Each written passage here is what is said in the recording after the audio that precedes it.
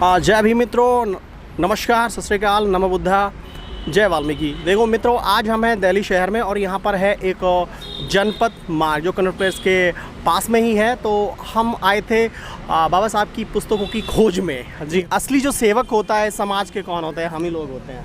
देखिए, यहाँ बैठ के हम सेवा कर रहे हैं। तो मैं तो अपने ऐसे भाइयों को सल्यूट करता हूँ, चाहे कोई टेम्पू वाला है, चाहे कोई सफाई वाला है, या फिर कोई इस तरह से जो काम करते हैं, क्योंकि असली सेवक हम लोग हैं, सेवा कर रहे हैं। लेकिन महान मैं उस इंसान को समझता हूँ जो सेवा कर रहा है, मेहनत कर रहा है। और भाई से पूछेंगे वो कहाँ से हैं, उनका नाम क्या है और वो बाबा साहब के बारे में क्या सोचते हैं। तो भाई साहब, थोड़ा सा अपना इंट्रोडक्शन दीजिए। सर, मैं सादरे से हूँ। मेरा नाम राजू है और मैं अपना शूज़ रिपेयरिंग का काम करता हूँ और इसी से मेरा परिवार चलता है। बाबा साहब ने हमें संविधान दिया है और यहाँ खुर्शीद-लाल भवन पे 40 साल से बैठ रहे हैं। पहले पिताजी बैठते थे, 10 साल से मैं बैठ रहा हूँ और काफ़ी साल हो गए हमें। यहीं से हमारा परिवार चला है और यहीं से चलता है और यहीं से आज बच्चे हमारे बड़ी क्लासिक स्कूलों में पढ़ रहे हैं। हाई फाई बाबा साहब की देन है।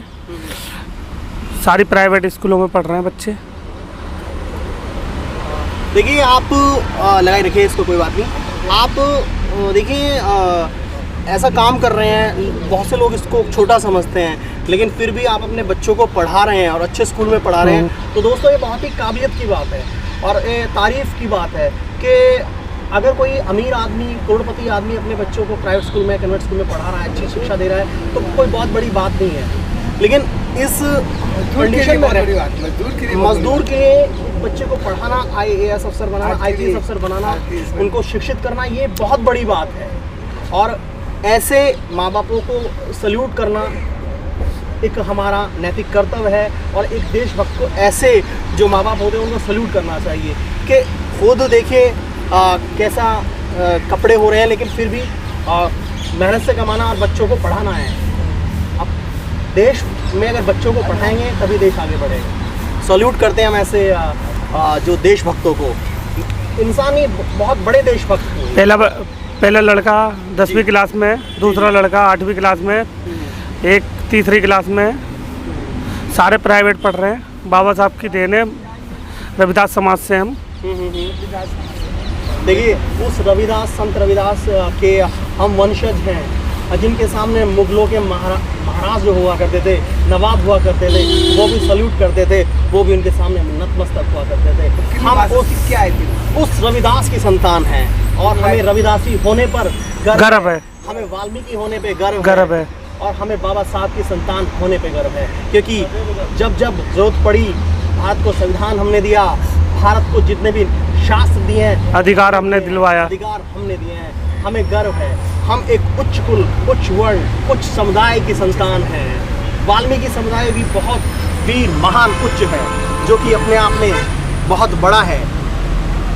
कुछ बोलना चाहते हैं क्या? नहीं, वो वाल्मीकि समाज से है। क्योंकि हाँ, मैं बिल्कुल वाल्मीकि समाज की तारीफ़ करना चाहूँगा कि इतने बड़े महर्षि की संतानें आज घूम रही हैं, लेकिन शिक्षा की कमी के कारण आज उन्होंने ये मानसिकता बना ली है कि उनका काम सफाई वाला है। जी नहीं, वो वीर हैं, वो क्षत्रिय हैं।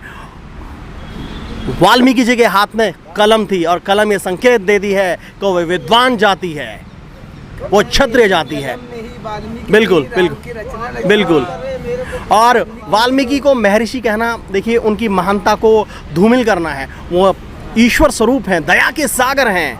देखिए, जिस सीता माता को राम जी ने छोड़ दिया था, उस सीता माता को जो मतलब आश्रय दिया, हमारे वाल्मीकि जी ने दिया। उनके बच्चों को, उनको शिक्षा दी, वाल्मीकि जी ने दी। और आज जो आप टेस्ट ट्यूब बेबी सुन रहे हैं ना, तो लव और कुछ सुने, उनमें से एक बच्चे को टेस्ट ट्यूब बेबी के ज़रिए वाल्मीकि जी ने बनाया, जो साइंस का बहुत बड़ा ज्ञान रखने वाले थे।